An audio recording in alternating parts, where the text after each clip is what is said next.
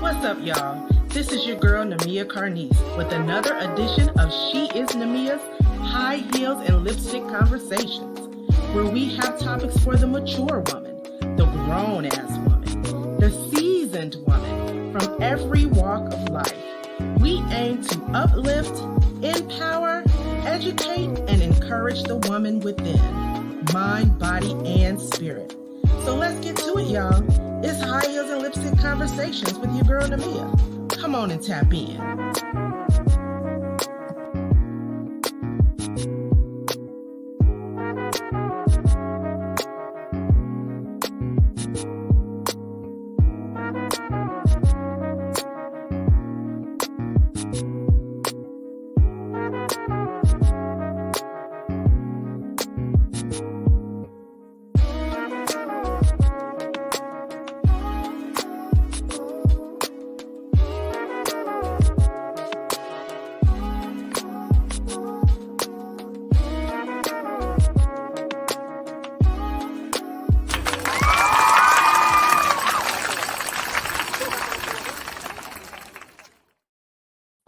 What is up? What is up? You know how I do. I got to start off with a little song, and I'm feeling inspirational tonight. I need you to come on into the room with me this evening.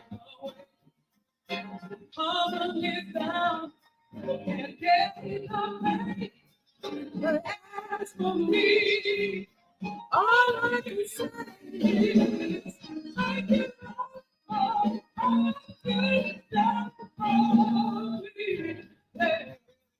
Listen, this is one of my favorite songs. You know, usually I come before y'all, I'm playing some hip hop or, something like that. But I feel a little inspirational tonight. So come on in the room, check in with me if you are coming into the room.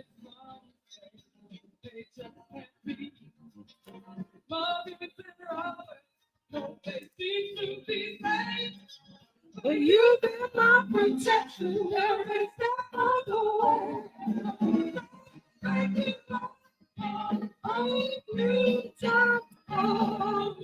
Let me get myself set up here, make sure I am broadcasting live.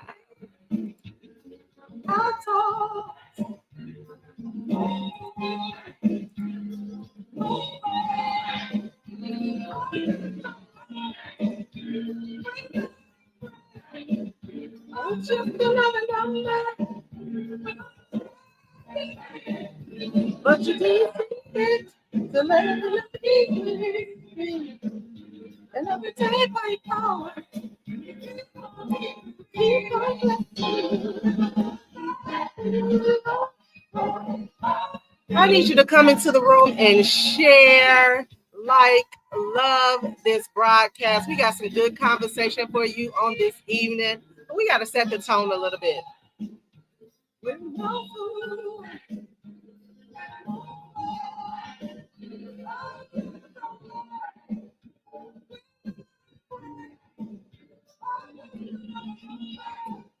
What we try to be, but you didn't to love and be, and every day by your power.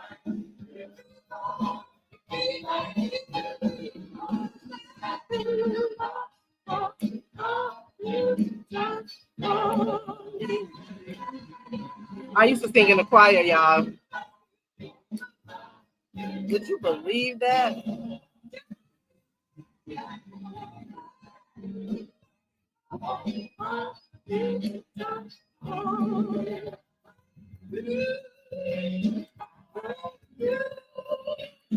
It's a thankful Monday. Like every day we should be thankful, but particularly on this day, I'm just thankful. I'm in a spirit of thanksgiving and gratefulness and just grateful. That's what tonight is all about.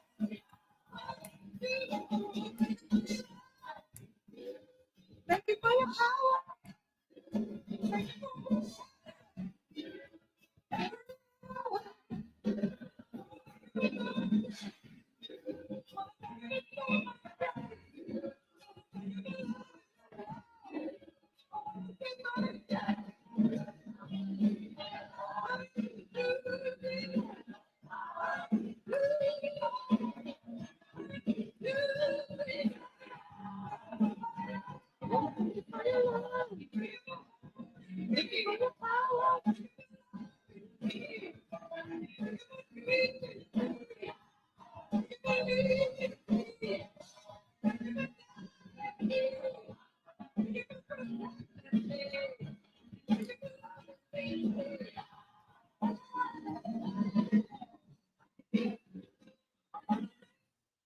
right, y'all. All right, y'all. Thank you, thank you, thank you, thank you for being here for another edition, another conversation, high heels and lipstick conversation. Listen, we got some good conversation for you on this evening. I know usually when I come before you, I'm playing my hip hop or my neo soul, but I love gospel too. Like I said, I used to sing in a choir, so I know all the choir songs. I'm an alto, and tonight that was just the mood I'm in. That's just the mood I am. Grateful that happens to be one of my favorite on the probably in my top 5 gospel songs. It always sends me into just this spirit of just gratefulness and thankfulness. Sometimes I drop tears, child, because I'm just so thankful and grateful that for all God has done for me. And so, listen, I'm just sharing a little bit of gratefulness on this evening. It is Monday, August 21st. We are still High Heels and Lipstick Conversation. We are still on our Wow August, our Women of Wisdom August, where we're just talking about some topics that are touching to us as women, particularly as Black women. And we got another good conversation for you on this evening. If you are in the chat, I see a couple people have come in, a couple people. Let me know that you are here. Let me know that you are part of the conversation. You know, I always like to know who's checking in with me. So please, at any time, just send up some kissy lips, lipsticks, high heels, some arms, whatever it is, and let me know that you are here. Just say, hey, girl, hey, or something, just to let me know that you are a part of the conversation on this evening. Listen, it's got some good conversation, but before we get into that conversation, I do want to just share with you the disclaimer. I got some ladies coming on this evening that's going to help me with this conversation about is real womanhood under attack? I believe it is. Me and these ladies are going to chat it up and talk about why we believe that womanhood is under attack. We're going to talk about everything from, the trans community, just different ways with how we feel that womanhood in this day and age in 2023 is under attack. And so, we want you to be a part of the conversation.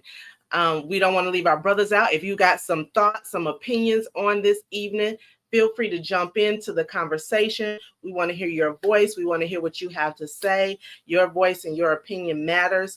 And we just want to have some good old dialogue on this evening. So, is womanhood under attack? Okay. Before we get into that, let me just give my disclaimer. Listen, the thoughts and opinions that are expressed on tonight are the opinions of ourselves, are the opinions of myself, Namia Carnice. I'm not here representing anybody, any entity, any company, any organization, anybody that I am affiliated with. The thoughts and opinions that are expressed on tonight are my own. And so, listen, don't come after me for my thoughts and my opinions. Don't try to come after the people that I'm employed with, the organizations that I'm a part of, any of that. These are thoughts and opinions that I personally feel. And I speak on behalf of the ladies who are going to join me on tonight, that these are the thoughts and opinions that they are expressing. They're representing themselves on this evening. So thank you for being here. I see a couple people have come into the chat. If you are here, you're ready to be a part of the conversation. Again, let me know that you are here. I want to hear your voice. I want to hear what you have to say. Your thoughts and opinions are also respected and appreciated and valued with us. Just let me know that you are here in the chat. So listen, before I bring my ladies up, I wanted to I had something else totally planned to kind of lead us into the discussion, but partly what I want to kind of bring to the forefront leads into the conversation that we're getting ready to have tonight. Is real womanhood under attack? So there's the story. It came to my attention just last night as I was in bed, just kind of going through my timeline, and it came across my timeline about this Grand Rapids, Michigan young lady. And she actually I have a picture of her and the young man that she was married to. So her name is, let me get the name. I know his name is is Marcus. Okay. Her name is Alicia. So this is a young couple, a couple from Grand Rapids, Michigan. They were just married, y'all, in February of this year. Okay. And it's a very tragic story. I'm gonna just read you a little bit of the story, and tell you why it's so near and dear to my heart. So the young lady's name is Alicia Lofton. The young man's name is Marcus Lofton. And the news report says out of West Michigan on Fox 17 says Alicia Lofton died on August 17th near a home off of Union Court. She was shot multiple times in the head and the body by her husband, Marcus, the young man that you see there in the picture with her. Her family has been hit hard by this tragic death. She has 3 children, all of whom are getting ready to go back to school. Of the 3 children, one of the young something's going crazy with my live. Something going crazy. I'm losing my lives for some reason, y'all. Sorry. Technical difficulties. I don't know if I'm struggle streaming tonight or what is going on, why I'm losing my live. I should not be losing my live. It says that I'm live. Okay, so maybe we'll bounce back. But anyway, let me finish with the story, because it's a really tragic story. But this young lady, long story short, and I posted this on my personal page. Her kids are trying to stay level-headed. She was killed by her husband. They only been married since February. Okay, so they were still technically newlyweds. She has one daughter that's getting ready to graduate from college, one daughter that's going into college. All her kids are in school. And so her husband, Marcus, admitted to shooting and killing the mom of 3. Okay. And the final details of Alicia's life, according to records, Alicia and Marcus had a history of domestic violence in their relationship. Again, the couple was married in February of 2023. In May of 2023, Marcus was arrested for harming Alicia. A condition of his bond from that arrest was that he had no contact with Alicia. At some point, she decided to file for divorce. And the day after she filed for the divorce and he was served with papers, this young man went to where she wasn't supposed to have any contact with her, and he killed her, unfortunately. There is an alleged story, a back end story to this story, saying that Alicia, the mom, the wife, found out that Marcus was sleeping with men, or that he had a relationship with a man, and she knew this information, and that's part of the reason why. And she supposedly revealed this on live, and this is part of the reason why she filed for the divorce. So it's a very tragic story. And I think that one of the reasons why I am so, I gotta find out why my live is acting up. One of the reasons why I am such a proponent of domestic violence and domestic violence awareness, if you know my story, of what I've experienced in my young 20s. But listen, we are living in very dangerous times. And I cannot express this enough. I express this to young ladies all the time. Be careful and be cautious about the men that you allow in your life. Be discerning about the men that you allow in your life. Don't be so quick to rush off and get married. Take some time to get to know that brother. Don't allow yourself to be rushed by either by loneliness or fear of being alone. All of these different reasons why we would want to rush into. And I'm not saying that this young lady rushed into marriage or anything of that nature, but it's just a tragic story. And it reminds me that we are just living in some ugly times, and women have to be careful, and they have to take their time to get to know a brother. What's his relationship with his mother?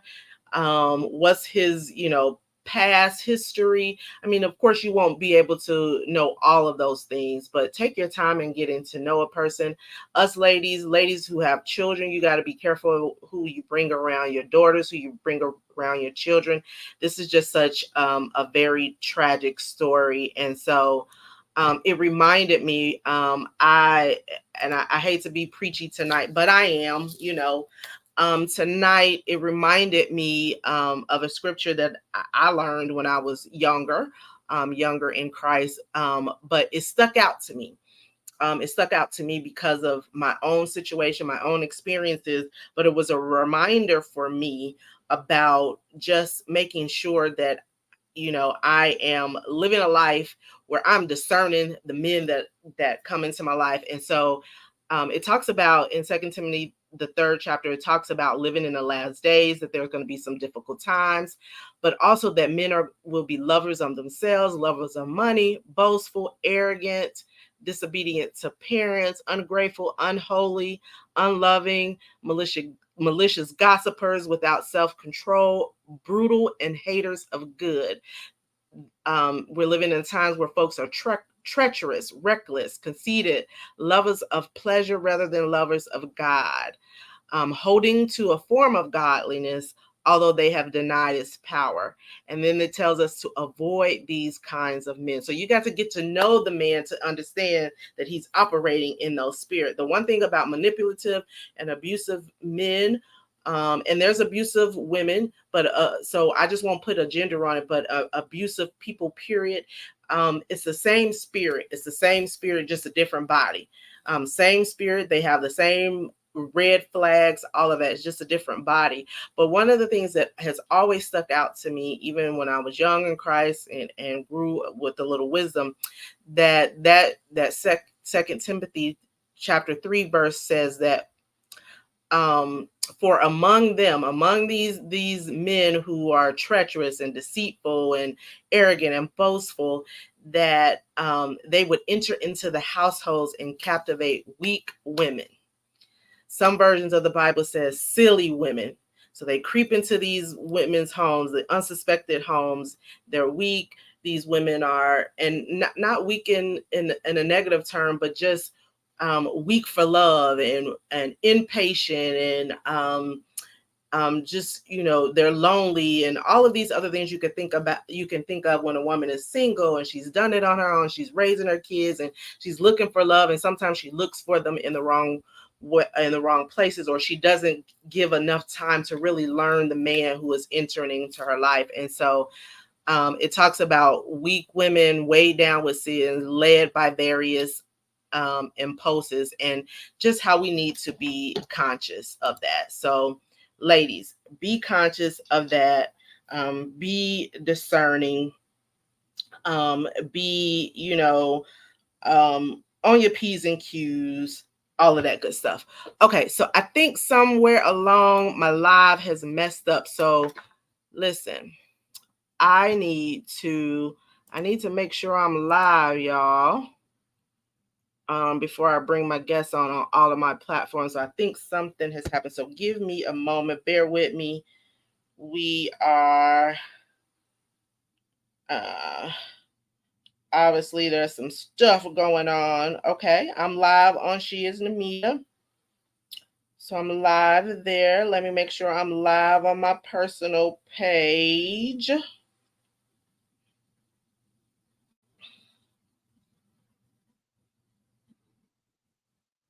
Because it's saying what was live, and I need to make sure y'all are seeing me. Y'all are here. Y'all are seeing me. So let me make sure that matter of fact, let me see if I can share my live from my public page, because I want y'all to get all this good conversation that we're getting ready to get into tonight. So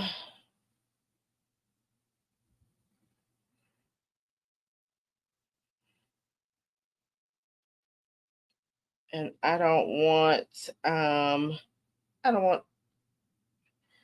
want folks to miss out on tonight. So bear with me, y'all, so I can make sure we are capturing all the conversation that we need to.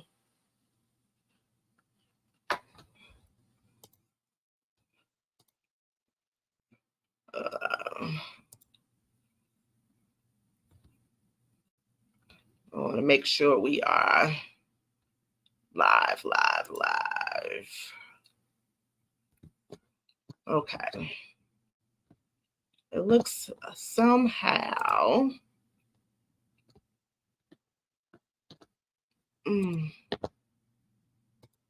It's always something, ain't it? Always something, ain't it?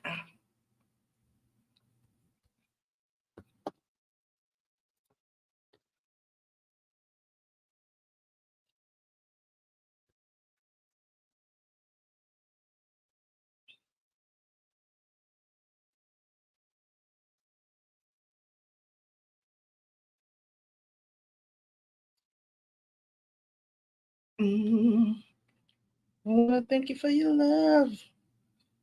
Thank you for your power.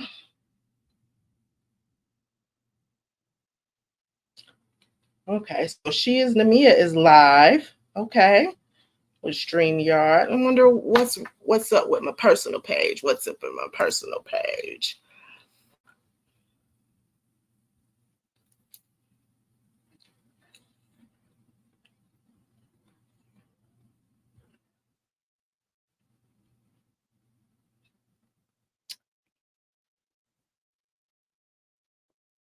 I cannot allow this good old conversation to be missed for anybody.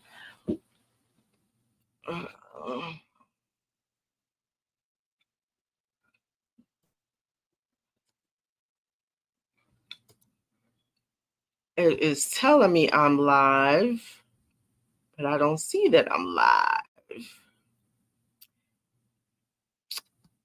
on my personal page. Okay. Anywho, I'm going to figure it out in the background, but I don't want to tarry too long. So I want to bring up my guest. Again, we are talking tonight, is real womanhood under attack? Is real womanhood under attack? So I have two ladies that are coming to join in the conversation with me on this evening. I know both of these ladies personally. One I have is my classmate, my 95 classmate. Another young lady, I know her through ministry, through church. We attended church together, and so I know these ladies to be very articulate, very opinionated, and they're getting ready to give you some good conversation. So let me bring to the stage my girl Shauna and Lisa, so we can get this conversation together. Hey, ladies, how are you doing? Hey. Welcome to High Heels and Lipstick Conversation. Listen, for some reason I am not live anymore on my main page, so I got to figure that out. But we're gonna have a conversation anyway. We're gonna get some conversation going anyway. And I just thank you, ladies, for being here on this evening. It is an important conversation. I think a conversation that a lot of women such as us are interested in. And I before I brought you ladies up, I feel like it is a conversation that is relevant for us. Obviously, I spoke on the young lady in Grand Rapids, Michigan, where she lost her life to her husband. And that is part of the reason why I wanted to do a Women of Wisdom August. So that we could not only talk to one another as peers, but that we're also sharing jewels, dropping nuggets, sharing jewels that ladies coming behind us can identify with. They can pick up some knowledge from the experiences that we have had. But tonight's topic is a little controversial in some ways. And I want to give you a chance before we go into the conversation. I want to give each of you ladies just a quick minute or so to tell us a little bit about yourself and why this topic is important for you. So we will start with Shauna. So let's see. I hear feedback. Okay. From Amada said, as Namia said, we are classmates, all the way back to Gary, Indiana. Woo woo. Yes. Yeah. Um, um, Born and bred. that is it. That is it. There's nothing like a woman from Gary. There's nothing like a person at all from Gary. We can go anywhere and make it anywhere. Come on. Yes. So we are born and bred to survive, and we do it daily everywhere. I am a regional property manager for a real estate investment company. So I manage portfolios across the United States, and this topic is important to me. Because more importantly than anything is I came from a woman. That's how I got here. Yeah. And the fight to go through not only in my career but in life, and being a woman, and especially being a Black woman. Yes. It spoke to me. I see it from both sides, so I'm not, I have an opinion from both sides. But I think it's important that, people speak on this who are affected by it, who have spoken about it, spoken to other people, and really delved in the conversation and can be educated in speaking on it. Well, thank you. I appreciate you. I appreciate you for being here on this evening and adding to the conversation. My girl, Lisa, my fellow hip hop lover, why don't you introduce yourself? Tell us a little bit about yourself and why this conversation is important to you tonight. Hi, well, good evening, my sister. Good evening, listening audience. My name is Lisa Holland. I'm from Indianapolis, Indiana. I am an HBCU grad, Kentucky State in the house. All right. I am a program coordinator. I'm also an ordained minister. I and This topic is important to me because um, oh, sorry. Before I get that, I am a rap artist too. Yeah. I have performed with many people back in the day, and I had a great time. I still rock mics, but only when I want to now. So it's good. It's good. That's good. So this is important to me though because. Uh, it's really important for us to have healthy dialogue about Yeah. who we are as women. And it took me a long time to find my voice. And Yeah. so I think that it is very important that we express our voices as women so we don't get lost in other people's narratives as we have throughout history. Somebody else has told our stories. Yes. Somebody else has assigned narratives to us. So I think it is important, and it's important to me because it also gives me an opportunity to pour into those coming behind me and to really even involve the men in the conversation. So Yeah. that's why it's important to me. And I thank you so much for the invitation. We're going to have a great time. Yes, yes. So I am thankful for you, both of you ladies. And so listen, let's just jump right into the conversation on this evening. I shared with you an article a little while ago, and it had varying opinions, and we'll get to that article soon. But when we think about womanhood under being under attack, I want to approach it again from a holistic viewpoint. I don't want us just to trigger in on what's trending in social media, such as just hilarious comedian, and we'll get to that part of the conversation. And the back and forth that she had with the trans community. I really want to look at it from a holistic standpoint. Whenever we have these conversations, the first critique or criticism that we often hear is that this is a feminism or feminist conversation, or feminists are driving these kinds of conversations. And so, Lisa, you shared something that I thought was really important in our prep talk, in our conversation, where you stated that there is a difference between being a womanist and a feminist. Now, I'll be the first to admit I've been called a feminist just because I take a very strong approach in terms of speaking for ladies and promoting ladies having a voice.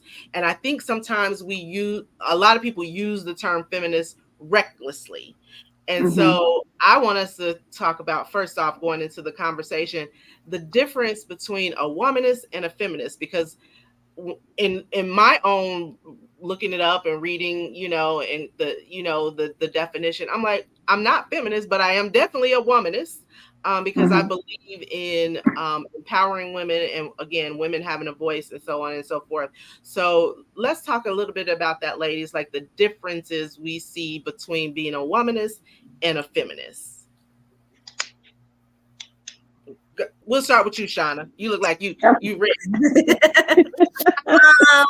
So for me, when feminism first came abroad, it was really, back when women were trying to say, hey, we are just important as men and we want to be recognized just like men.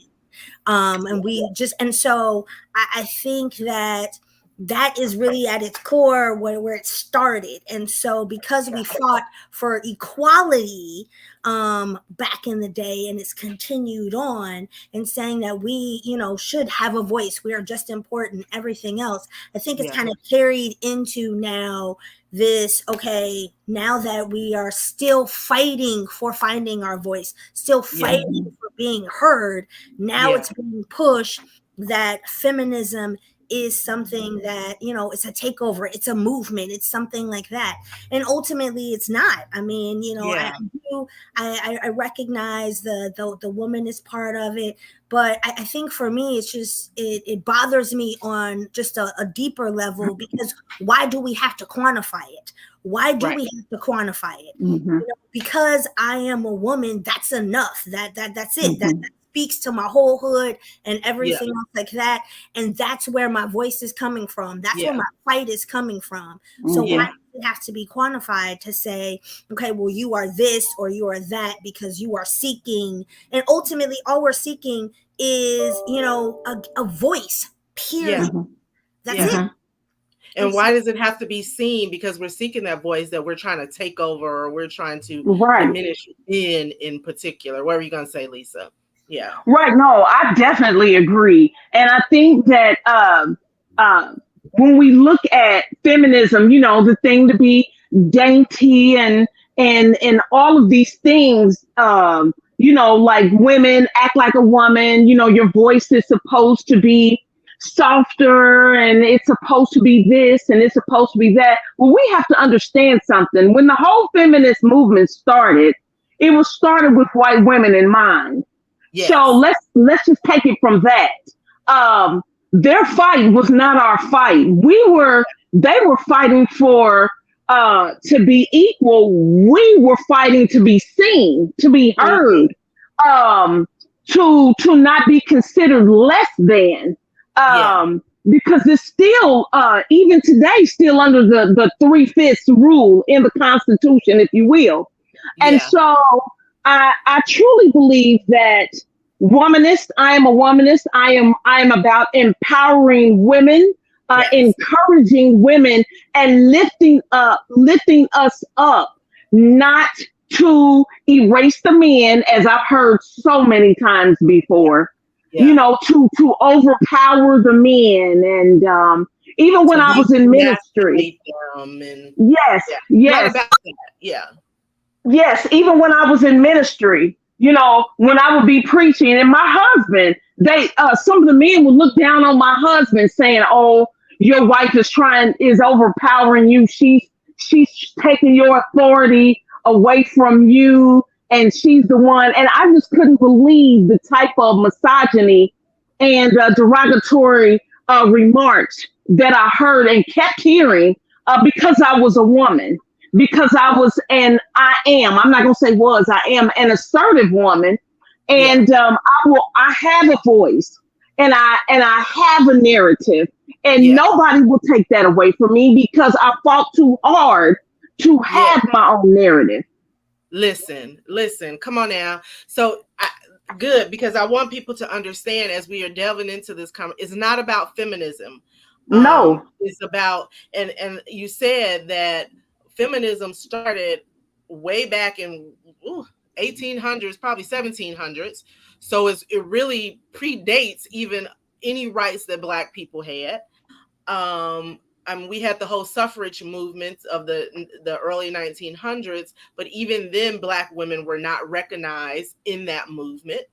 And Exactly. so the the fault of many people assume that Black women in particular, that we're impacted by feminism. We're not. Mm-hmm. Right? It's not feminism that impacts us. It's the fact that we were Black, one, and that we were women. So we didn't even have Mm-hmm. rights to vote or get a credit Right. card. We're just now able to get credit cards in our names in the last like Right. 50, 60 years, right? And so Mm-hmm. these are Mm-hmm. things that we had to fight against to have a voice. And now we're here at this point in 2023. We have a voice. Black women are doing wonderful in corporate America. We have women in ministry that was never thought of before. Like, you know, I can say from my own personal experience, I was probably one of the very first women, one of the very first, if not the only woman, to be allowed to step in a pulpit at the church that I was at for 20 plus Mm-hmm. years. And that was Mm-hmm. like almost groundbreaking for the Baptist church. And so we have really made strides over the years, but now we come to 2023 and our whole existence is being held under attack. We're being, you know, there's a lot of podcasts that are out about Black women and their masculinity and they're not feminine enough and what we've evolved to. It's just so much that you can really get lost, or as a woman you can get discouraged by what we see. Okay. We have a comment from Kimberly who says, let me highlight. She said, what's sad is the fact that many women are setting us back with the way that they present themselves today. It's sad that so many look up to the Cardi B's, Meg Thee Stallion, Nicki Minaj. So many women fought for a voice and respect to only be okay with being disrespectful now. So true. And we're gonna get to some of that. Definitely. But it is it's a war. I feel like there is this war against women, Black women in particular. And so we gotta combat that. We gotta combat a little of that. Go Shauna.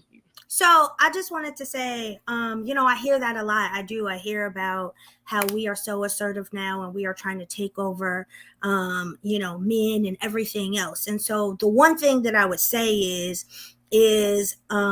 like Lisa said earlier, feminism wasn't started because of us. It was a white issue. It really was. It was a white issue. And so I say that to mean now the way that we are perceived, the way that we have had to speak out on our own, the way that we have become so strong, to me is also a white issue, because you destroyed the home, you destroyed the Black man in our home, and then we had to find a way to survive. And so the thing was, you dug the grave for us thinking that that was going to destroy us, but then you didn't recognize that we have always survived. You know, Black women are, we are the creators. We're the ones who brought us all here. So we've always done that. And so all you did was make us stronger. All you did was push us into a place where we had to go into corporate America. We had to go out. We had to go get educated. We had to go and do those things. And so now you're angry because we, instead of pushing us down, all you did was bring us up. And so you can't want us to go back from that. The other thing that I would say is this, and that is just that, you know, there's a huge difference between being, you know, there's a huge difference, especially in a relationship, in marriage and all of those things. You can still be exactly who you are, be as strong as you possibly can be, and still understand the hierarchy of marriage and relationships and still be submissive. And it does not take anything away from you. It actually proves how strong you are, that you can push, that you can say, I understand where I fit in this relationship, and it does not demean me in any way to support and to push my man up at all.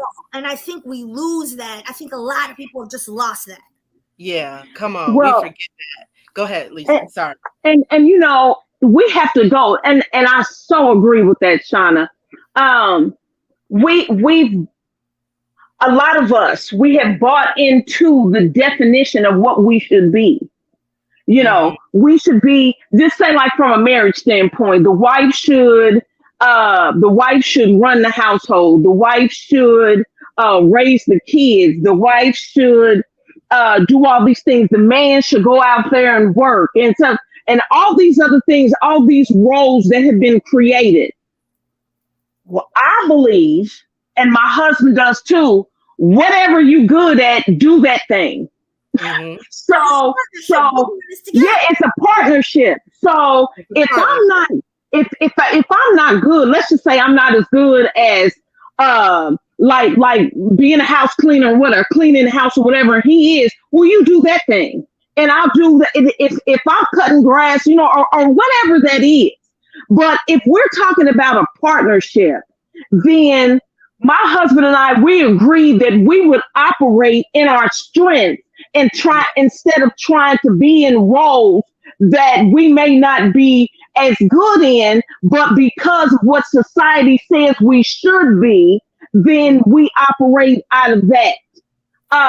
And so for me, it's so important that we find out what our definition is, which we know our definition, and operate out of that definition. Period. Whatever that is, don't let anybody define who you are. Yeah. This is the biggest thing that I've learned in marriage. Don't let anybody else tell you how to conduct your marriage. That's right. You could get the counsel, but you have to do in your marriage what works for you. And I'll be the first to admit my marriage operates a little traditionally. And that's good, and that's okay. I'm not afraid of the word submission. I know what the Bible says about a woman being submissive to her husband, but I also know that the Bible says that you submit to one another. Okay. Exactly. Exactly. Right. Sometimes we gloss over that part. And so, but I don't look down or frown upon another marriage that probably operates a little differently than my marriage. Right. We do what works for us in our partnership.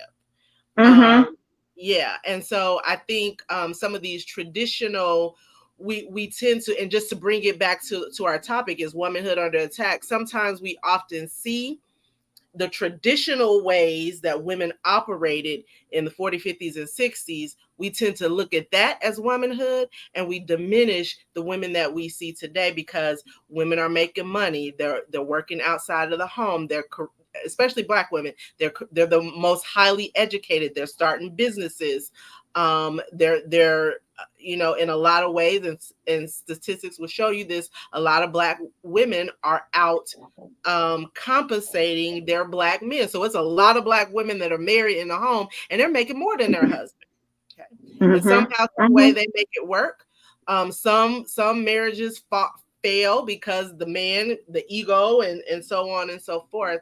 And so my thing is, how do we get men not to see that as an attack on them and not attack us in the interim? Because again, womanhood is clearly under attack.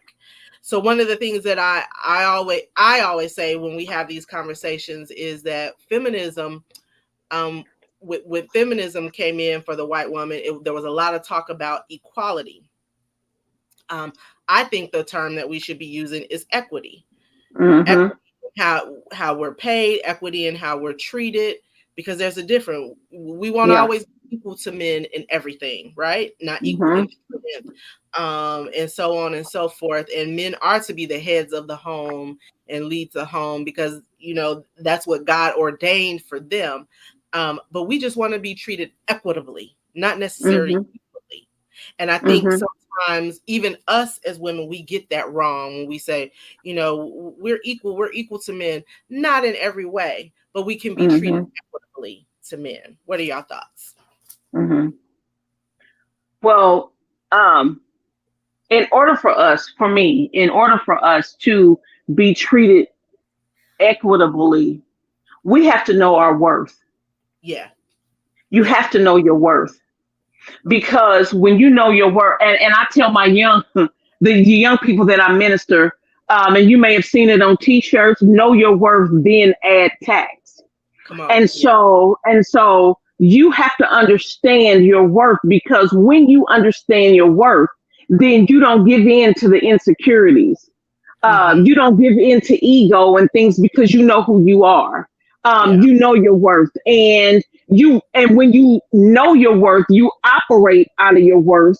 You teach people how to treat you out of your worth. Yeah. Yeah. Absolutely. Yeah. Yeah. No, Exactly. Yeah. absolutely. And I think it for me, I think it stems to how we raise our children. It stems all the way Hmm. back, you know. Hmm. I think we feel this empowerment, and we we felt it in ourselves that we could go out and we could make our own way, and we could do that, and we could find our way in life. But that's because, you know, a man and a woman said to us, you can. That's because somebody supported us and someone said that, you know, it is, you're capable and it's possible for you to do anything. And just as Lisa said, but in order to, in getting there, these are not the things that you have to sacrifice, or these are not the things that Hmm. you have to put up with, and these are not the things that you have to deal with in order to get there. And it's important. And going back to Kimberly's message earlier, I think that, you know, again, it stems back to how we raise our children, but also how we pour into young ladies, period. How we Yeah. pour into them, you know, I mean, and you know, they're back in, at least back in the day when I grew up, you know, everybody on my block said, hey, that's inappropriate, you need to go home, and everything Yeah. like that.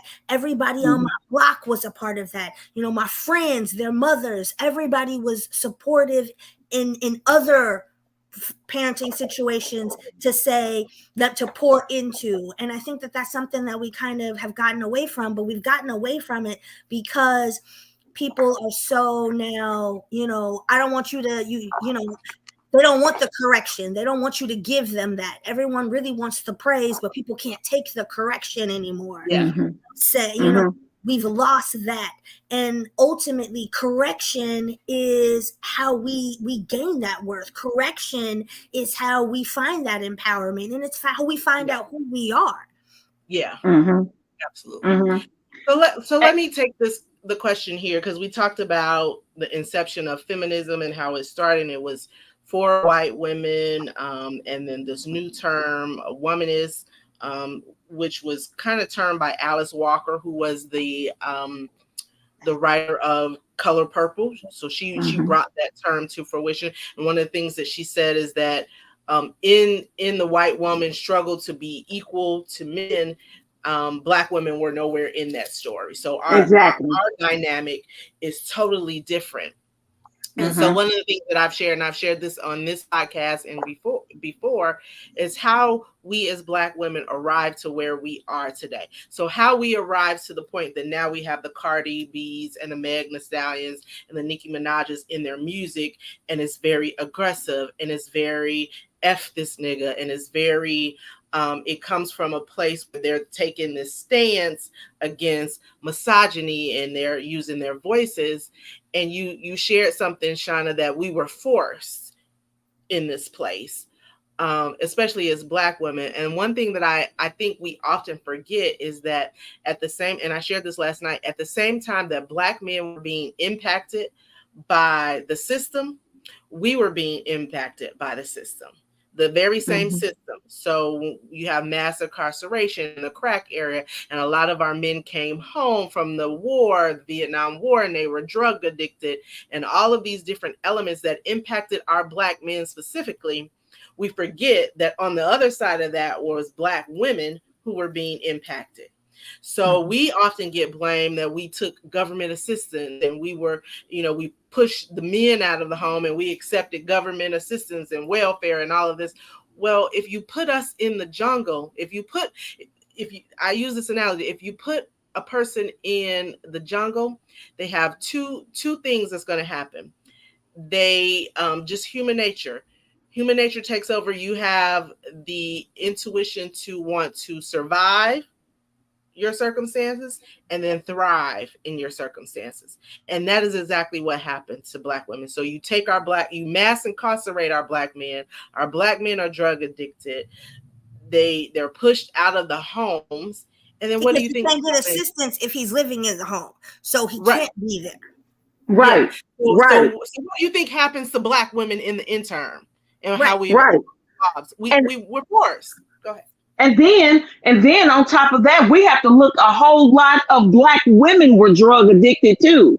Yeah. So now you have a situation, and how many times have we seen this? You have Black women who were drug addicted too, but they're still having babies.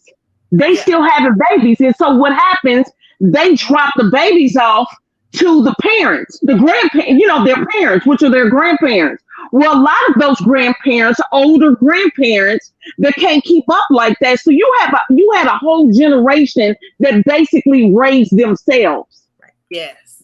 So then when it comes to so then when it came to authority, you had brothers and sisters. Well, let's just say a 12-year-old. How many 12-year-olds were the adult in the house for their siblings, right? And then they had to go to school and be kids. That's hard to differentiate a kid for 12 years old. Wait a minute. I'm in authority at home. I'm grown at home. I can do what I want to at home. What do you mean I have to come here and be a kid? I don't understand what that is. Yeah. So that was another dynamic in all of this too. Yeah. And we've evolved to this place that we've come to, right? So I don't, whether we whether we want to blame it on the man or, I tend to think that one failure of ours as Black people is that we're too busy blaming it on each other. It's easier to blame it on each other. It's harder to fight the system that put us in the place. That's right. Nikki and Namia, and you are so correct. So I really, when we look at those dynamics, I always hear baby boomers say, well, what happened? What happened to, we used to do this and do that, and the kids used to do that. I said, listen to me. First of all, there's not just one thing. There were several things working in the Black community at the same time. Yeah. So, okay, can I take hip hop for instance? Yes, let's go there, because that was going to be my next. How we evolved here, and the music was a representation of what we as women were dealing with at the time. Yes. Okay, so when I was a rap artist, when I was a performing rap artist, we had only a few: Queen Latifah, MC Lyte, Salt and Pepper, Roxanne Shante, Sharrock, Vanessa Sinquist. We had a small number of women who were trying to push forth the voice of women to say, hey, we have a story too. We have something to say too. Well, then everything was fine. We would be lyricists, and we had to have that masculine edge to us for us to even get played, for us to even, on the radio, for us to have shows, for us to get on all of that we had to.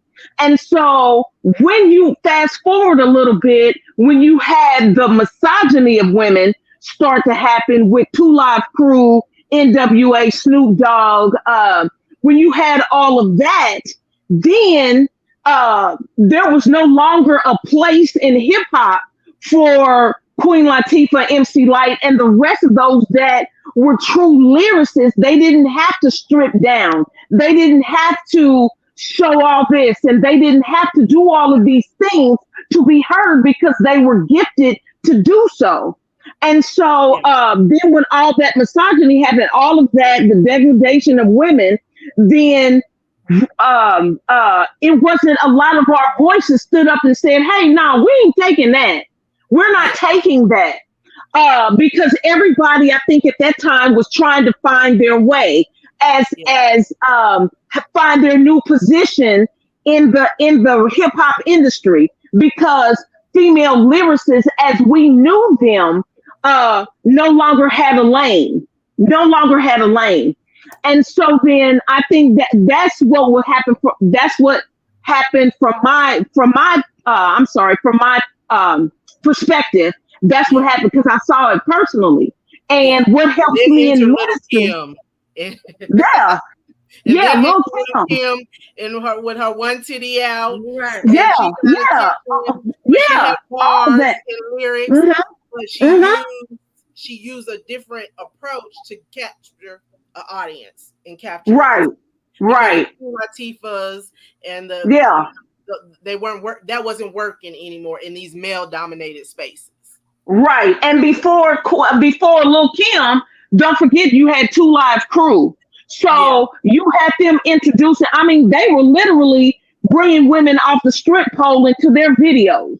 yeah, So all of that, and then so that's what made it okay for the younger women to say, "Hey, we can do this too." Because guess what? They're getting opportunities. They're getting in videos. So we got to do the same things. yeah. So now we have a generation of young women, as we mentioned, the Meg the Stallions, the Cardi B's, the Nicki Minaj, and if you listen close enough, they're saying empowering things for women, but it is you can't see it, you can't hear it because you see the breasts and the titties and the BBLs and the you see all of that before you can Hmm. even get to Cardi B is making a political statement, or Meg the Stallion is really Hmm. educated, went to school and got her bachelor's and she's empowering to women. You can't see all that, you can't hear all that Mm-mm. because of the Mm-mm. vision, what you see in front of you, the half naked, Right. and the twerking and all of that. Yeah. Hmm.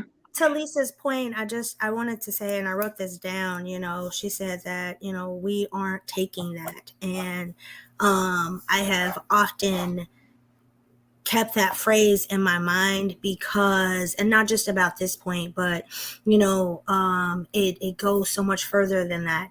But it really is us to say that we aren't taking that. I hear women all the time. We talk about the class of men that are out there and how they approach us, and not having a job, not even trying to do anything, and everything else like that.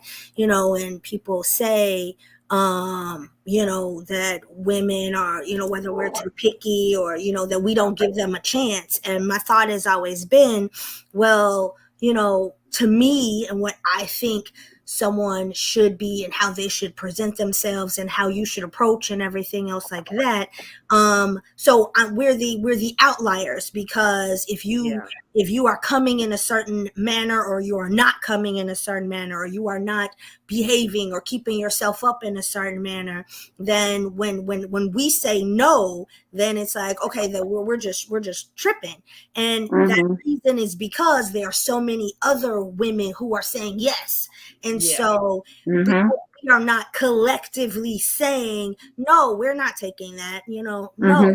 no, that's not how this goes. And so it's the same thing. It goes back to, Lil Kim and everybody else. And I love Lil Kim, but We grew up on her. Yeah. right, Uh-huh. but we Hmm. to it, but then also we grew up on her. But one of the things that it taught us was, we got to kind of see that in action and see how we wanted to be as women, how we wanted to be seen. And so, to all those points, it's because, to me, a lot of these things are happening because we, as women, as Black women, are not saying, you know what, nope, we're not putting up with that. Nope, we're Yeah. not going to do that. Yeah. No, but because we Hmm. continue to support and continue to go out, but then in the background, in the shadows, that's what we're saying. Why she got to dress like that? Why she got, all of that? But we Yeah. should be saying that loud and proud. We should be saying, Hmm. what? I appreciate what you're trying to do, but no, this is the Yeah. package that I expected to come in. and I'm not going to support it in this manner. And until we get together to say, and there's more of us having the same mindset to say so many times, no, we're not going to accept that. It will continue. Yeah. And you know what's enough of us. I was just gonna say, you don't think it's enough of us as, and I would consider it, because we're Gen X, and so the generation's coming, and we had a whole conversation a few weeks, a month or so ago back with Gen Z. So the generations coming after us is the millennials, and then Gen Z. So Gen Z, they're impacted in a way that we had never been impacted by social media before. You don't think it's enough of us in our generation, Gen X and older, saying, hey, young lady, that's not the way that you should present yourself. Because one thing I always tell my daughter in love, the way that you present yourself to the world is exactly how the world's going to treat you. So if you present yourself with respect and of integrity and all of these, that's exactly how the world will treat you. But if you present yourself elsewhere, so are we not doing enough in our generation to? I don't think that we are. I mean, and I tell a lot of my employees this and everything else, but and especially let's go from like the rental perspective. I tell my leasing agents and my managers all of this. When you step up or when you stand up, you have to understand that people have already looked at you, and how you look is how they're already judging you. Before you open your mouth, before you say anything, it is how you are dressed. It is everything. I can be standing there with my suit on and everything, and be standing next to one of my maintenance men who is covered in grime and everything else like that, and I could be talking to someone from the city or talking to a contractor, but because you're looking at me like this, but your immediate thought is to look over to the man and talk directly to him. So he has to be the one to be like, I don't know why you're talking to me. You need to talk to her. So, what I get from that is, in that scenario, it's always going to be, male first. You're just going that way. But it is how you present yourself. It's how we come out. It's how we look, because somebody has already judged you. They've already determined whether you know what you're talking about or anything else like that. They've already done that. And so when I was growing up, I mean, I remember when Sex Packets came out, I remember, and I wanted the album so bad, and I really, really wanted this album, and my mother was like, no. Yeah. It was no. And it was no. I mean, and, Tupac and everything else, you want to hear these things, and it was like, nope, you can't play that. You can't play that. And, it was just like shoot was a curse word. Nope, you can't say that. And so it wasn't allowed in my home. And so because it wasn't allowed in my home, yes, if I heard it somewhere else, I enjoyed it and everything else like that, but it wasn't allowed in my home. And so it's the same thing with our daughters and everything else. When you walk in the room and it's like, no, you are 8 years old. You are not going to be twerking. Turn that off right now. We're not doing that in my household. That is not how this is. When you become grown, you figure out how you want to be. But we are allowing children at 8 or 9 years old to basically set the ground rules and basically say, this is it and this is what I want to do. And I'm not, you were talking earlier, in the lead in, and, that story hits home for me. That's a situation that, I'm familiar with. My mother was murdered by a man. And, and so that happened, and it was because she wasn't going to be with him. And so that was it. And so it was like, if you're not going to be with me, you're not going to be with anybody else. And so I understood, so that resonates with me. But it just goes that, again, that power, that what we are going to do, and I am in this power right now forever. I am. I understand I understand what it means. I understand what I represent. And I also understand who is coming up behind me and who is seeing how I move. Because even if you are not telling someone and you are just being who you are and living your life, somebody is watching you and they are watching how you move. And we are showcased to everyone. You have no idea whose life we are impacting. And so we have to be resolute in this. We stand firm in this. No, you know what? That's not. And we get so far from that because we say, maybe our parents might have raised us in a tough way and everything else like that. So I'm going to change those things when I become a parent. But the thing that we forget is, you can take some of those things out, but a lot of those core things that that's turns you into who you are today. Yeah. Yeah.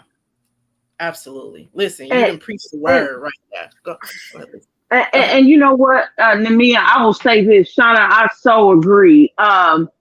So when I was, I worked for, I did volunteer work, for a ministry here in the city that ministered and mentored young mothers ages 11 to 19. I'm so grateful to God I didn't have any 11, 12, 13-year-old. The youngest mother I had was 15.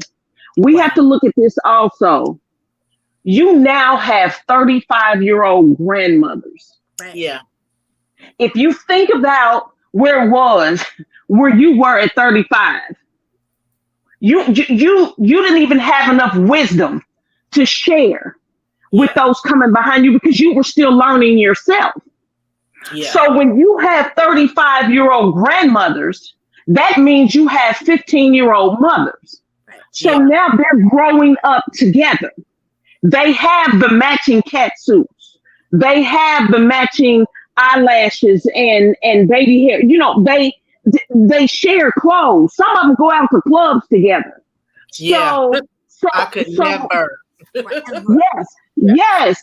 So we have to look at that dynamic also. We have to look at that's the dynamic that we're seeing. And then also we have to challenge ourselves when it comes to the definition of beauty. Yeah. We have to challenge ourselves to say that all of that may be fine for the next person as such, but that doesn't speak to my definition of beauty. So if we look at the transformation of Lil' Kim, she was beautiful then, but then after all the cosmetic surgery and then she's unrecognizable now. Right. Yeah. And so then she set the tone a lot, the injections, then people came behind her doing that, Nicki Minaj, all the rest of it. Another level. Yeah. Yeah, it took it to another level. And so this is what we're seeing, that 2.0 now, because now you have social media that tells you this and this is what it's supposed to be. And men will like me if instead of saying that, no, this is the way I am.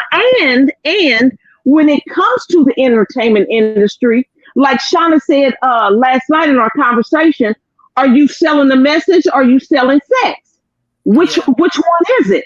See, because you can't be mad when people treat you in a certain way if you put that persona out there. And what message are you trying to send? Now, with that being said, I am in no way dogging out the new school with the female MCs. I am not. I am all for unity. I am all for lifting each other up. I am all for encouraging each other and empowering each other. I understand that they have messages for this generation. They do, just like I have messages for my generation. But the question that I have is that, so when you look at all of these things that you're doing, all of this that you're dressing in and all these other things, are you sure that people are hearing your message? Yeah. Are they getting the message? Yeah. You said something really important, Lisa, and I think it kind of, and we were talking about it, just the how Lil' Kim transformed herself and everything else like that. And like I said, I love me some Lil' Kim. Yeah. But the one thing that I've always kind of taken out of all of that is she doesn't love her. Because exactly. If she loved her, then I'm enough the way I am. Yeah. You can't tell me I have to That's be right. else because I'm enough exactly the way I am. And that's right. The things that I really think that our world, not just our children coming beyond us, but starting with us, starting with Gen X and going all the way down. Do Right. we preach, and do we really, really love us? Because if Mm-hmm. we really, really love us, I don't get dressed so you can see me and so you can tell me how I look. I'm not getting dressed because I need Right. to attract a man and Yeah. everything else Mm-hmm. that. I Yeah. mean, Nick, Namia, and Rob are two people that I love and I have known a long, long time, and I am so happy that they found each other. But when people say to me, why are you not married at this age? And I say, because I'm not willing to sacrifice. I'm not willing to Yeah. settle for whatever Mm-hmm. somebody is going to just give me. But also with that is no, I want to take that walk, but I'm good enough to know that I'm good enough on my own. I'm good. I Yeah. love me enough. Yes. Know that Yeah. I am good. I don't need anybody to make me. Neither your marriage cannot work if I am looking for you to Yeah. bring me Complete to a place. I'm looking for you Yeah. to complete me. This is who I am right now, but together, this is who we could be together. Yeah. And so I think, Mm-hmm. they are, Meg, all of them, you're preaching a great message, but my concern is also, are you enough on your own? Do you love you enough without all the stardom, without all the lights, without all the social media? Are you still as cold as you think you are? Yeah. Yeah. Yep. Yep. Yeah. Listen. Yes. Yeah. Listen. Yes. That's all I can say. Y'all done said it all. Y'all just listen. And Shauna, I will tell any woman that me and Rob, that was God's doing. And I love my husband, and I will fight somebody over my husband. Listen, you can't say nothing bad about my husband. The only person that can talk about my husband is me. So I wouldn't let. But a marriage works when there's two whole people Right. Yep. that Yep. go into a That's marriage. right. You got to be And whole. You cannot expect that man to make you whole, to make you complete. That's why you end up with situations, and this is not a victim shaming, but that's why you end up with situations like the young lady that I talked about. You go into a marriage blindsided. You don't know the man, you haven't taken the time to discern him, because you're looking for that marriage or that relationship to complete you. And I will also yeah. admit that marriage makes me better. Okay. Yes, it It should. doesn't Mm-hmm. complete me, but Mm-hmm. it definitely makes me a better woman. And so I will be the first to admit that marriage has been a good thing. It's been a positive thing for me. But you definitely have to be um, happy with yourself. You have to, Mm-hmm. as a woman, you have to know who you are as a woman, and that will make that marriage just that. You have to be confident in Yeah. who you are, and Yeah. that makes that And marriage just that much better. and you know what, Nick, Namia, I want to call you Nikki. It's okay. You can call me Nikki. Okay. So thing of it is with me, I got married when I was late. I got married when I was 38. So for me, it's different because I learned who I was. I had to figure out my 20s were were really rough for a whole lot of reasons. Oh Listen. my God. Oh my Yeah. God. Yes. And yeah, you free and fun and in your 20s, you had the tight body and all this other stuff. But at the end of the day, it's the roughest because you're trying to figure out who you are Yeah. without your family in your head, without Yeah. society telling who you are. You trial and error. You trying to you working a job in a career. You trying to figure out what you're trying to do. All these other things. So it's very difficult to be 20. And I'm Yeah. so glad that I'm not that now. But I say all that to say that I had to find my voice and who it was and who it is. I'm sorry. I had to find my voice, what it sounds like, and how I responded to my own voice. Yeah. Yeah. I had to figure out not only what my voice sounds like, but how I responded to it. Yeah. I get it. Yep. Yeah. Hmm. And that's a journey that has to happen before you hook up with somebody. Before you talk about marriage, you have to figure out what your voice is and what it sounds like and how you respond to it. Right. Yeah. And so I'm grateful for that, and I'm grateful I did the work. I had to do the work. And this is just a side note. It's sad and unfortunate that we won't, we're the microwave society. Everything got to be quick, fast, and in a hurry. Google, all the rest of this, boom, boom, boom. Nobody wants to do the work Right. on yourself, because when you decide to do the work on yourself, that means you have to turn around and face yourself. Yes. Yeah. You have to face all of you, not some of you, but all of you. And it takes a lot of work, and it takes a lot of courage to do the work. Right. So I understand what that journey is, and I think that when we go through that, we will find out our definition of beauty and what that looks like for us, and we're able to walk in that truth, so that we're an example for those coming behind us.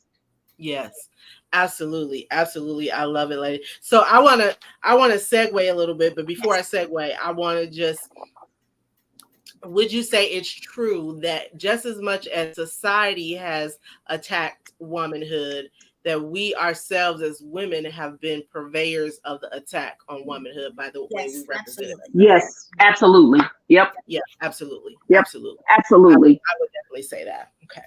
Absolutely. Yeah. To allow us to segue a little bit. So I wanted to throw this in here because we talked about this a little bit last night. We don't have to tarry on it long, but Roe v. Wade and the decision to outlaw abortions and things of that nature. We often see that as an attack on womanhood. Last night we said that Roe v. Wade was not a political matter, but it's a healthcare matter. Why do you let us see that? Because that's another way we see that our rights as women and the attack on us and not having a voice, and we got a bunch of white men sitting in a room and determining and deciding what we do with our bodies. Right? A bunch of white men who can't birth no babies, don't know the experience of being raped, sexually assaulted, and being impregnated as a result of sexual assault. Sometimes they're the purveyors of pedophilia, but they don't understand that sometimes our uncles or big daddy or whoever it was, mess with us. So all of these dynamics that we as women often face. And again, last night we said that Roe v. Wade is not a political matter; it's a healthcare matter. Why do we say that? Well, I'm gonna just stand by my statement that I said yesterday because I still believe it. Roe versus Wade had nothing to do with Black women in the first place. Yep.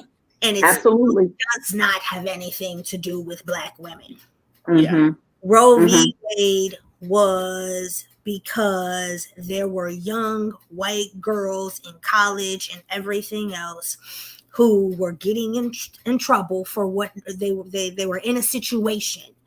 Whatever the circumstances were, they were in a situation, and then they were having to go to these back alleys. They were having to go to, people doing it my mother told me stories about how the third floor bathroom in her high school, that was where we went. And, for somebody to stick a coat hanger in you or fall down the stairs or do all of these things.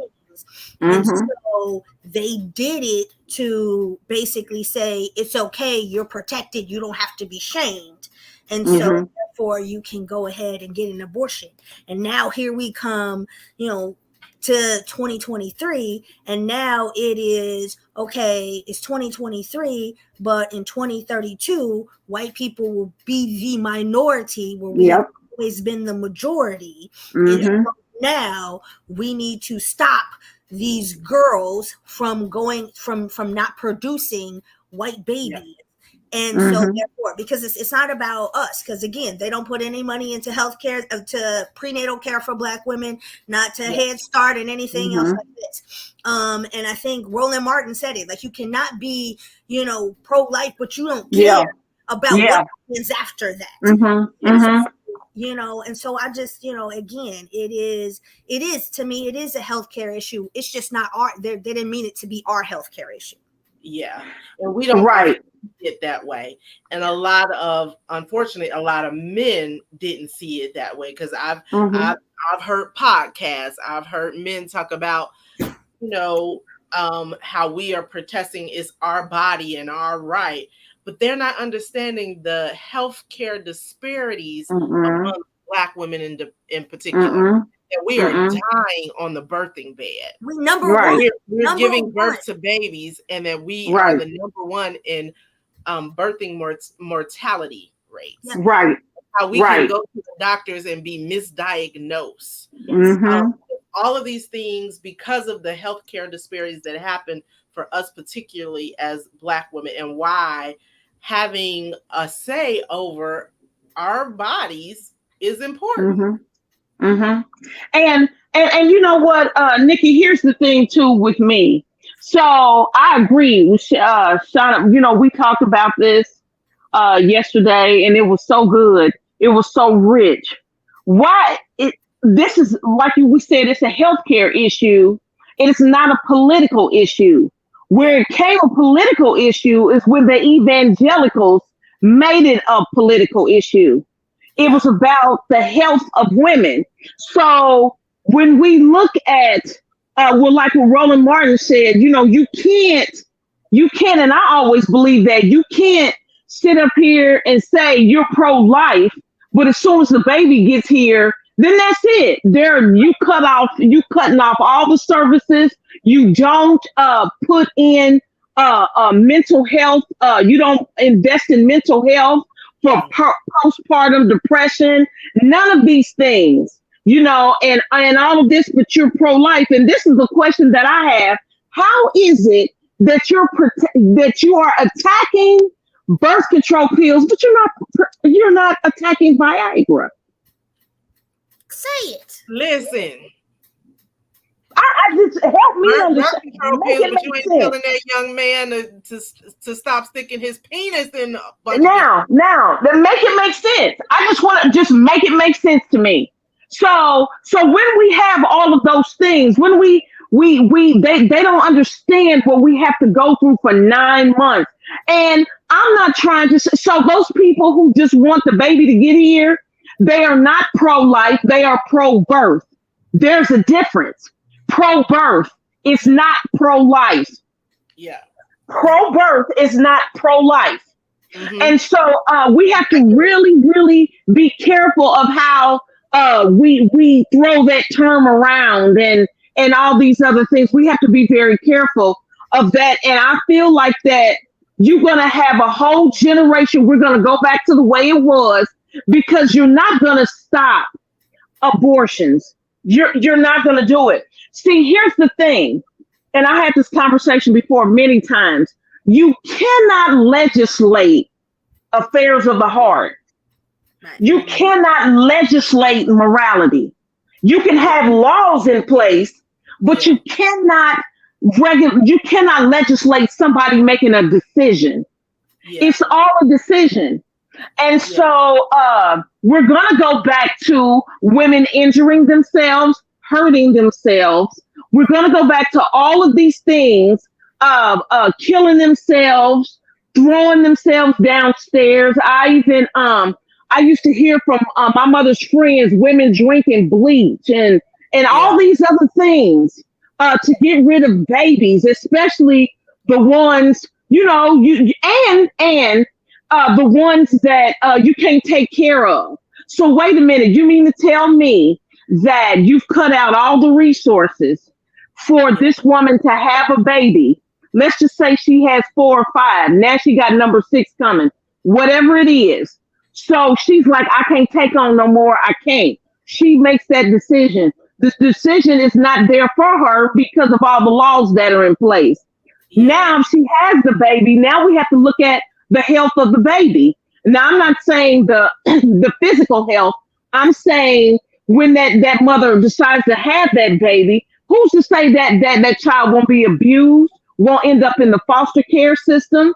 Yeah. It doesn't make any sense that the government doesn't invest in the foster care system. It doesn't make any sense that when you age out, a lot of these kids that age out of the foster care system, At they 18. age out at 18. They don't have job skills. They don't know how to drive. A lot of them don't even have birth certificates, social security cards, none of Yeah. that. And they end up We're on the just moving them streets, from dead one or in home to jail. the other. Yeah. Yeah, yeah. But when they age out, they don't have any resources at all. Well, if you 18, you grown, we've already gotten our checks for you. So that's it. Right. And they And Yeah. that was just a side note. I know that was kind of off topic, but it No, all no, goes no. I together. mean, So if it's just another element of us discussing, is womanhood under attack by some of the, the policies and the laws that are mhm, being created to stifle our voice, mhm. to stifle our opinion. Like, it's unfathomable to me at 46 that I couldn't make a decision about what to do with my body. I can remember, and going back to your point about, we're going to go back to that. I could remember being young, high school age, and just thinking, "Oh, if I ever get pregnant, I'm gonna have somebody hit me in the stomach." Just Yeah. unhealthy ways to deal with, because it was scary. That was one of the scariest things to Yeah. do, get pregnant at that age, and thinking about, Mhm. um, I would have somebody hit me in the stomach just to get rid of the baby. right. Mhm. And then progressing to a point where there's a healthy and safe way that if you were a Mhm. victim of rape, or if you're a victim of incest, and all of these things that we don't even think about, oftentimes we just automatically assume is always procreation, in terms of it was consensual sex. There's a lot of non-consensual sex that goes on in Yep. women's lives, Right. and Mhm. so just And not having so the option. Yeah, go And ahead. so, Nikki, in addition to that, I'm sorry to cut you off. I just wanted to say this, what you just said. So it goes back to when I was talking about the young mothers ages 11 to 19. When you're Yeah, looking at age 11, 12, 13, 14, especially those younger ages, a lot of that, most of that is rape. Most of that is sexual yeah, assault. Most yeah, of that is.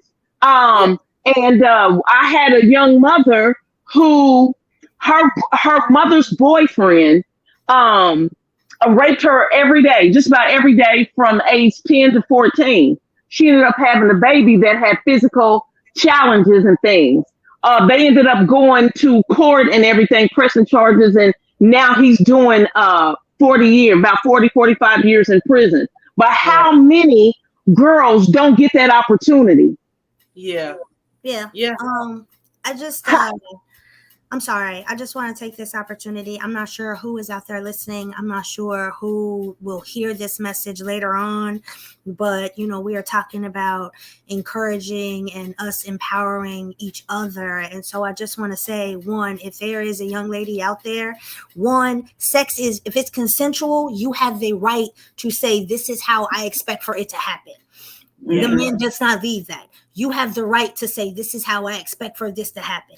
And if a man does not respect you enough that's right. to follow your wishes and say, yes, you have to protect yourself, everybody in this situation has to be protected in some way, shape, or form. yeah, If they do Mhm. not respect you in that manner, then that is an automatic no. Because if he doesn't Yep. respect you in that manner, he will never respect you in anything else Any of going it. forward. yes, And so Mhm. you have to be able to use your voice. And I'm telling you, you think right now that, oh, if I say no or any of these other things, then how is that going to make me look? And I'm telling you right now, 5 years from now, he will mean nothing. 5 years Yeah. from now, the people in your circle telling you that this is something you should have done will mean nothing. And you will yeah, be in a Mhm. much different place. So do not ever feel afraid. Do not ever feel somebody push you down and force you into a situation where you cannot use your voice and say, this is how I expect for you to respect me. And then on Mhm. yeah, the other outside of that, if you are in a situation where whether you are being assaulted in any manner or you're just being made to feel uncomfortable, if the people around you are not listening, yell, scream, keep it going until someone hears you. You do not deserve that at all. And you have to use your voice just as well. You don't deserve that. You do not belong to somebody where they can force you and make you put you into this situation whatsoever. And so if you are out there in any of those situations, know that you are not alone. Know that you have a voice, and know that somebody will be there for you. And you got to keep going till you find somebody who will hear you. And when they do, those people will stand by you and be with you. And any of these women who are on this call right now, any of us will stand by you and be with you. Yes. And I also want to say, even if your body or your mind said yes and you change your mind and the answer is no, the answer is no. The answer is no. Yes. The answer is no. Yes. Yes. Because you have the right to change your mind. You have a right to change your mind. Yeah, you have the right to change your mind or any of that. And part of finding your voice is knowing the power, like we said yesterday, the power of the vajayjay. So you know what that is. It belongs to you. It belongs to you. And you govern it accordingly. Yes. Because they're begging for it. I'm telling you, they're begging for it. Somebody's going to come behind them. This ain't the only one. I'm telling you. You're going to have plenty of opportunities. I'm telling you. Listen. You right. Okay, ladies. Listen, I mean, this conversation could go on and on. I don't want to not get to this topic. And I think we should end here. So a few weeks ago, we saw all the trending about Jess Hilarious, that is the comedian. And there was a transgendered woman, biologically born a man, that came out and said to women, Black women in particular, that we are not the owners. We don't have the rights to periods. And what this person meant by that is that there are transgendered women who are now men who have periods, so on and so forth. It caused a lot of uproar, obviously. There are a lot of Black women who came to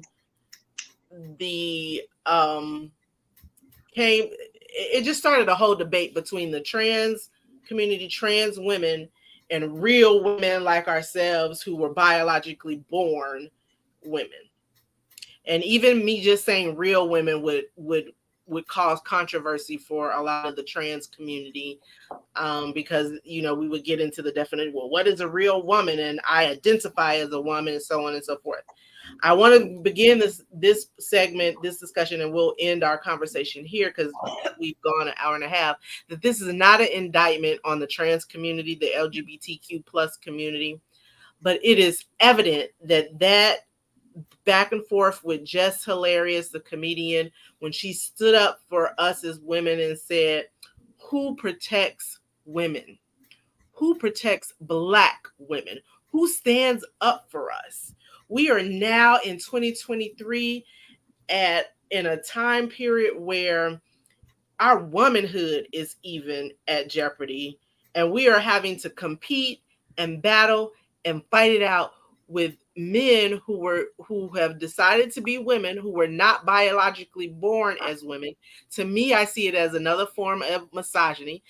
Just because you put on eyelashes and a skirt and all of that, and you decide today or tomorrow that you are a woman and that's what you identify with, biologically, you ain't dealing with periods, you ain't dealing with perimenopause, you ain't dealing with fibroids, you ain't dealing with any of the issues that a lot of us as biological women have to deal with. And so it caused a lot of stir, it caused a lot of back and forth.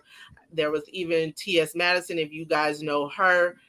She is a trans woman, and she had a lot to say. So it caused a lot on social media, and a lot of us as women, particularly Black women, weighed in, and it just caused a storm of back and forth. Is womanhood, is real womanhood from that perspective under attack? And are we now in 2023 at the point where we as biologically born women now have to battle out our womanhood with a person that identifies as a woman?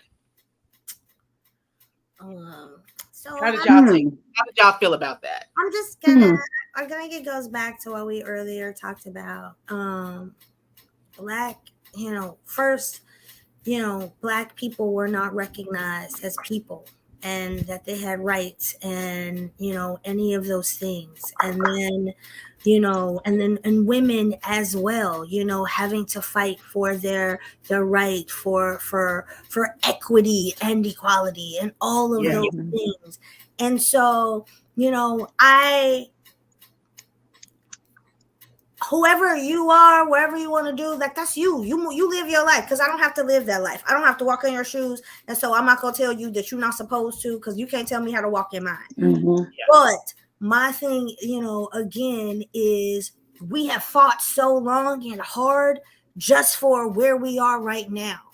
And I just say, why is it that we've just given in to the fact that other people, other identities, other, anything, that they don't have to go through, they think that they shouldn't have to go through the same struggle and the same fight for that recognition. But it was okay. I mean, we've said it here, Black women are still fighting for recognition, still fighting for us to be heard and be seen, and for us to be taken seriously. And we've been fighting since we've been on this earth. So how is it that you think that it's okay? And again, if you want it, baby, I'm all for you. If this is what you want, go for it. Because I know this is the struggle you want, baby, because it's a struggle. Right. I mean, for real, because you don't know what it took to get here. You don't know what it is. You don't know how somebody has pushed us down. Have we had to fault? Have we have pushed each other aside? You don't know how hard. You don't know how hard somebody had to pray for us to be here, because somebody had to take us out before we even became women.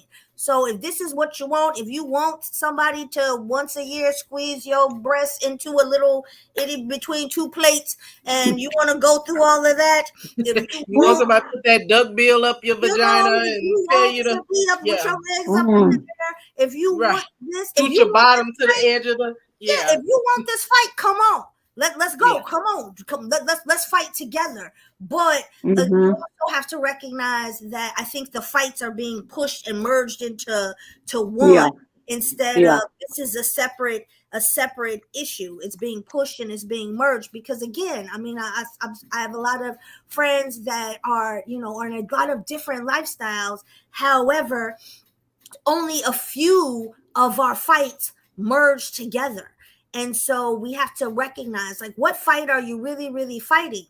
Because I don't think that it's fair. I don't think that it's fair for you to just wake up and say, look, this is who I am, and you better recognize exactly who I am and accept me for who I am and give me all the kudos that I deserve, when here it is, to me, your mama doesn't get that. To me, your sister isn't getting that, or vice versa, or any of those other things. And so, however you want to live your life, that's how you want to live your life. But if you want to lay claim to, women, we don't have a claim on periods and all, please, I think that you need to go talk to Jesus and you need to ask him how this happened. But unless you're finna have that conversation, this is what it is. This is where we are. And it's okay if you want to step on this side, but understand where your fight is. Understand.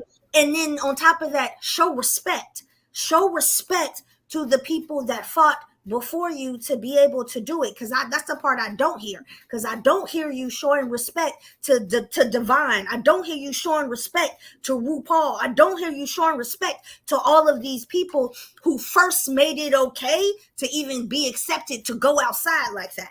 I don't hear you showing the respect to those people at all. And you're just saying, this is our fight. We are here. We are now. Because if you really, really think about it, it was transgender, all of these things didn't just pop up. they've been here. They've been here, been out here, but they were in the closet because it's not going to be widely accepted. And somebody had to come out first and say, here I am.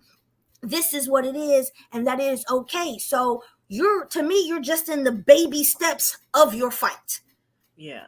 Or at least some of those names that you mentioned, the RuPauls and some of that, and excuse my French, they didn't shit on real women at all. They didn't, like, there was never a battle between us and them. And now I feel like we have moved into this space. Like, really? I gotta battle you because I have a real period and I gotta go and get tampons once a month and I gotta get my titties smashed, or I gotta get the, sit on that table and scoop my bottom to the edge of, like, really? We're at this point where I have to justify my womanhood. I don't have ownership of womanhood. I don't have rights as a woman. And I think it's just unfortunate. The other thing that I've heard, because I read a lot, like when this whole battle was going on, it's died down some, but there were a lot of Black men who said, we are the reason, as Black women, we're the reason we have empowered trans women. We're the reason because we're big proponents and we're, yes, girl, yes. And we have empowered them to the place that they are today. And so this is our struggle. We got to battle it out. That's a lot. I wasn't aware of that whole situation. I had to look that up for a point of reference. But I will say this, that Shauna, I do agree with many points that you had. I think that the way this country is divided now, we have to be very careful not to take the bait, not to take the debate of warring against each other. And whether you're trans, you're a real woman, or, I mean, I'm going to say real. Let me stop that. So whether you are a biological woman or whatever that is, the thing is, we have to be very careful because this is all part of the plan. This is all part of thinking. If we can all get divided and then we fighting against each other and then all these other things, that's a big distraction for everything that may be happening over here that we're not paying attention to. And so I think that, like Shauna said, if that's what you want to do, that's what you want to do. But whatever we do, whatever conversations that we have, we need to have them in love. We need to have them in a way that's that's uplifting. Even though we're telling our truth, it has to be that, because if not, again, we will feed into the narrative that Black women are this, that we're aggressive, that we're hateful, that that we're this, that, and the other, and we're not all of that. It's just that we fight. We have fought for everything that we have. We have fought for everything that we have. And I'm not going to say we as Black women, because a lot of Black men have fought with us too. Yes. But the thing that I'm saying is that we have to really be careful of who we're fighting against and why we're fighting. Yeah. And I don't think there's one person to blame. If they say Black women, we're responsible. Look, they blame us for everything.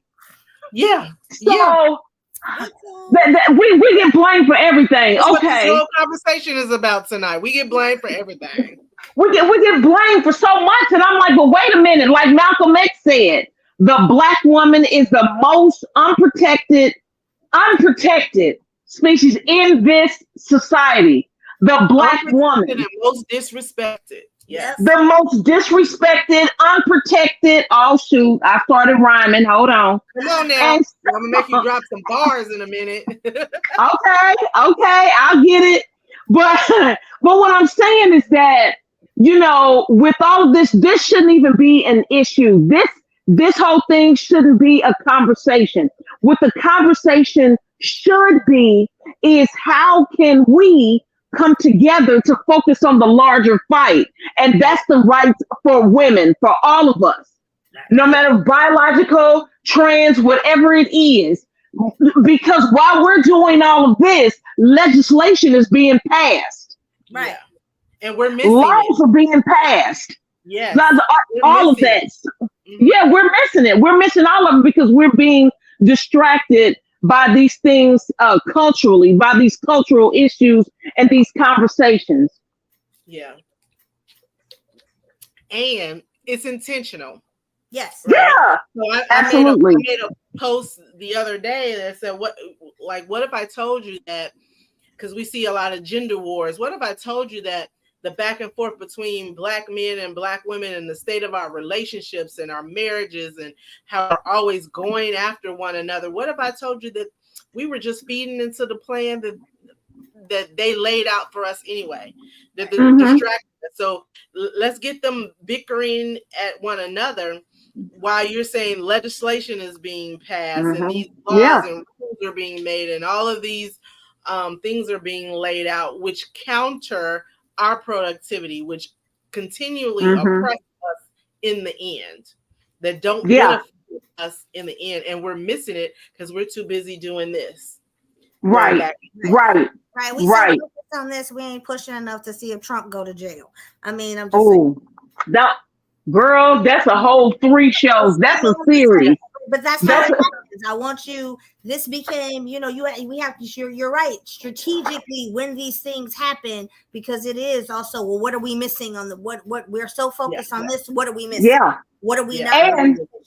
Right. And then on top of that, when we look at Fonnie Willis, Black woman, Letitia James, Black woman, when we look at it and the death threats that they're getting, just because they're standing up and saying, no, this is not right.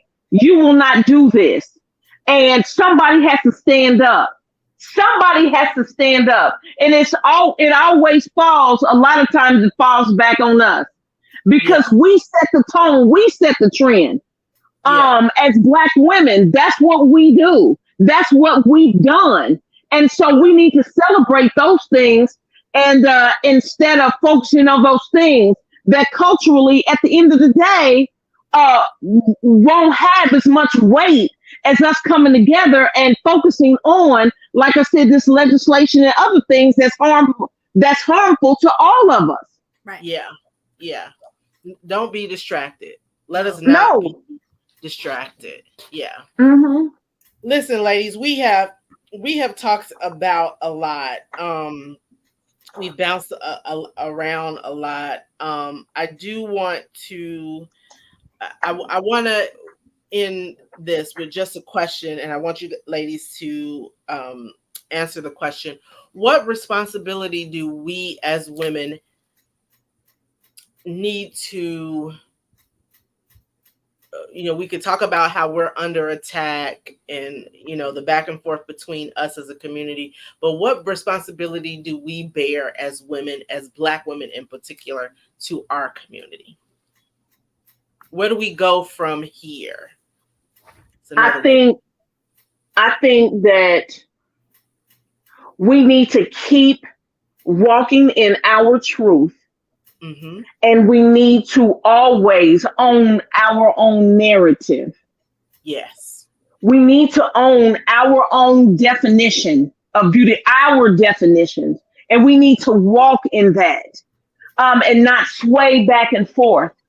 This has to be an anchored thing. Our narratives, our definition of us, our definition of beauty, and our definition of femininity, because that's always like what it means to be feminine. Yeah, what does that mean? Like this and talk like this and be submissive, and there's certain attributes to femininity. And we're in 2023, we're not even owning that definition for ourselves. Right. We have men telling us what it means to be feminine. Yes, we have to do that. I think that, and we have to continue. It is our responsibility to pour into the ones coming behind us. I tell my young people all the time, it's not only God is in the changing business. I cannot change you. It's up to me to give you wisdom, knowledge, and information. If you take the information, if you take it, that's good. If you don't take it and you feel like that's good for you, that's cool too. But it's my responsibility to give it to you. It's not my responsibility to make you take it. That's one. And two, what I tell my young people also that I mentor is, especially when they go off to college and things like that, I tell them, I'm not going to tell you not to do drugs. I'm not going to tell you not to not have sex, not to drink, not to do any of that. This is what I'm going to say. If you choose to get on the dance floor and do that grown up dance, you gonna have to pay the DJ for the music. Come on now. Right. Yeah. Ask yourself, how much is this dance gonna cost me? Yeah. Because this dance ain't gonna be free. Yeah. So when I tell it to them like that, then they understand what I mean. So I think it's our responsibility, like I said, own our own narrative, create our own definitions, and walk in those, and also pour into those coming behind us. Yeah. That's our responsibility. It's our responsibility to pour into the generation of women coming behind us. Absolutely. Mm-hmm. What would you say, Donna? I think I agree. I think it's our total responsibility. All of it is up to us. We're the mothers of this earth, and it is time that each and every one of us recognize what that really means, and that mothership is not just about those that you physically birth, but those that you help to grow around you, the flowers that you water around you. And so it's our responsibility as a whole. Nothing is going, and I just firmly believe this, the world is not going to change unless we as Black women come to a place where we all, as Lisa said, understand exactly who we are, and that we love ourselves, and that knowing and loving ourselves, that we are now pouring into someone else. It's us. It has to be us that's supporting the nonsense out there. It's us that have to stop buying, the nonsense out there. It's us to pour into these young kids, whether they're ours or not, and pour into them and say, hey, let me tell you something. And more importantly, I think what the world is missing is really two things. We're missing God in this world, and we are missing the truth. So many of us have overcome so many things in life, but yet we don't speak the truth about what those experiences were. And that's how our children will learn. You have to be honest with them. You're not supposed to be their friend. You're supposed to be their parent, but you have to be able to say, let me tell you what happened to me. I was in the same exact situation that you were in. And, it looks like this now, but let me tell you what it looked like when I was in it, and what I went through. And I think, by us telling our truth and telling the truth of our experiences, and being honest about how it tore us down, being honest about how we had to build and rebuild and grow from those things, that's how we empower those coming up under us. We can't just tell them, that's not the move that you want to make. You don't want to be grinding on the dance floor. Stuff, but we have to also be honest enough to say, hey, guess what? I was just like you, and I did that. And in this one instance, it led to me. We have to be honest enough with people and with other women to not be ashamed of our past and say, guess what? I was in an abusive relationship, and it almost killed me. I just need you to know that, I almost died in that situation. I lost myself. I almost lost my children and everything. And just because I don't, people say that, will say to you all the time, well, you don't look sick, or you don't look like you've been through anything. And it's like, it's by the grace of God that I don't. But if you knew what it looked like on the inside, if you knew what it took, and I have to be able to be okay with saying, yes, you know what, somebody raped me before, and this is how what I had to go through to get it. But unless we're willing to really tell the truth of our circumstances and the truth of our scars, then how are we supposed to build somebody else up and lead them to where we want them to go if we can't be honest with them? Yes. Come And on, ladies. and you know what, and Nikki, I want to add one more thing, that our responsibility is to love each other. Yes. We have to give and to be supportive of each other as Black women, as sisters. We see so much on social media, us fighting each other, ripping each other's hair out, talking about each other like dogs, sleeping with each other's men, and doing all these other things, and fighting each other, and all these other things. We have to be intentional about the example that we set. We have to be intentional about showing them how to love on each other. We have to show them the love of Christ. We have to show them what unconditional love looks like, to the best of our knowledge, to the best of our being. Yes, we're human, but God teaches us, God loves us unconditionally every day. We have to ask him to show us how to love others the way God shows us, the way God loves us. And so we always have to be intentional. Let's love on each other, support each other, lift each other up, encourage each other. Hey, sis, how you doing? What you doing? You know, if you going through something, I will be there with you. I won't attack you in front of my Black counterparts. You know, I won't attack you in front of our white counterparts. I won't do that. I will show love at all times the best way I can. And when we do that, and in addition to praise, and give each other praise, encourage each other, baby, keep going. I'm with you. There's so much room at the table. There's so much room at the table that and I think we have to operate in all of that. Show the example. Show everything that Shauna said, that you said, and really wrap all of this up together so that they have another example of how it should be.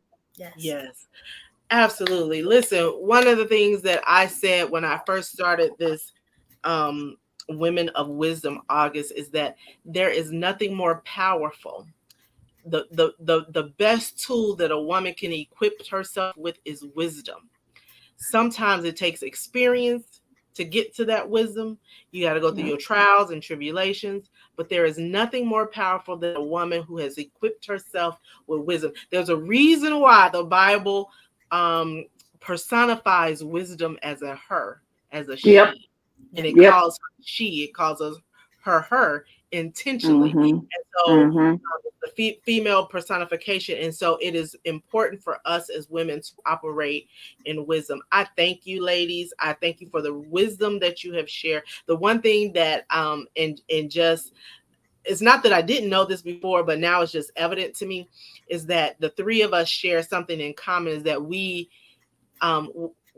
have wisdom. We've learned from our experiences. We've grown. We've talked a lot about imparting that wisdom into the generation of women behind us, but neither one of us have had biological kids of our own, right? And so that alone shows you that because you can birth a bunch of babies or whatever, that doesn't make you a woman. That doesn't make you a woman of wisdom. What makes you a woman is the lessons that you've learned, and the fact that you take that knowledge and you can impart it into a woman, the generation of women behind you. And so I thank you for what you ladies have shared on this evening. I appreciate you ladies in the dialogue. Listen, we could probably go on. We've been going for 2 hours, or just almost 2 hours. But it could probably be much longer than this, but I want to be respectful of your time. I know we got jobs and stuff that we have to do on tomorrow. We got to cater to our husbands, or, you know, whatever. Shauna, I know you got a lot going on. So again, I just want to thank you, ladies. I appreciate your support. I appreciate you for just wanting to come on and share. Like the two of y'all together individually. I know y'all individually, and I know y'all to be very powerful women individually. But I just love the dynamic when it comes together and you get those powerful voices together. And so I love you ladies. I appreciate you ladies. And I just thank you. If you want to hang backstage while I close things out, and we can just kind of wrap up things behind the scenes, I would love that. And I won't take too much time because I know it's late. But again, I thank you. I appreciate you. And I will definitely be having both of y'all at one time or another back again. Okay. Well, thank you, Nikki, for the opportunity. And the older teaching the younger, that's also a biblical principle. That's there's also a biblical principle in 1st or 2nd Timothy. Yes. Thank you. Yes. So much. Thank you for having us. And thank you. It was amazing to meet you. You are so dynamic. I love you. I know exactly why, Nikki. I know exactly why you and Nikki are connected. And so I'm so grateful for this opportunity. And I'm so grateful to be covenantly connected to both of you. This was amazing. Yes, me too. I feel the exact same way. You all are powerful. And Shauna, it was wonderful to meet you. I can't wait to our next discussion. Yes. Okay, hang out for me backstage, ladies. Okay. I'll be there in just a minute. Listen, women of wisdom. See, this is the reason why. Listen, I put the call out to some ladies to be a part of my Women of Wisdom August for this series. And I have no doubt that the exact ladies that were supposed to be a part of these discussions was a part of these discussions. So listen, I'm empowered just by being part of these discussions. I know we had a little struggle with the live. All the people that are checking in is probably not what I see here on my screen is probably more than what is there. Just because, my live on my personal page picks up way more people than some of my other pages, but catch the replay. Okay. Also, I want to remind you that I still got a book out there, 7 Lessons for Her, which is all about healing, empowerment, and restorations. It's lessons for every woman seeking healing, empowerment, and restoration. It is something in here for every lady. I guarantee you, you will not be displeased. You can go to Amazon. If you go to Amazon and you type in my name, Namia Carnice, is the first book that's going to come up. Or you can go to my website, namiacarnice.com, and you can link to the book and purchase a book there. Again, I just thank y'all for your support. So every time I in one of these, again, follow me on all social media platforms. If you are catching the replay, you didn't catch us live, please share this, love, subscribe to my YouTube page. I would really appreciate that at sheisnamia.com. Please support me. I would appreciate that support. And listen, I just want to give my final thought for tonight. Lisa actually touched on what I was going to share on tonight, that it is so important for us as ladies, as people in general, to love on one another. Love is like, God's gift to us. Biblically, the Bible talks about love is patient, love is kind, love is all of these different characteristics. But as children of God, we know that we are his people by our ability to love on one another. So this week, before the week is out, show somebody some love. Buy them lunch, give them a hug, give them an encouraging word, do something that would make them feel good. Anytime somebody is in your presence, they're supposed to feel better leaving your presence than when they entered into your presence. And so I'm a believer of love. I'm a believer in hugging on people. I'm a believer in encouraging people. And so today, this week, as you go about the rest of your week, I just encourage you, I admonish you to find somebody to love on. And again, thank y'all for being here next week. So we have one more conversation that we're going to have.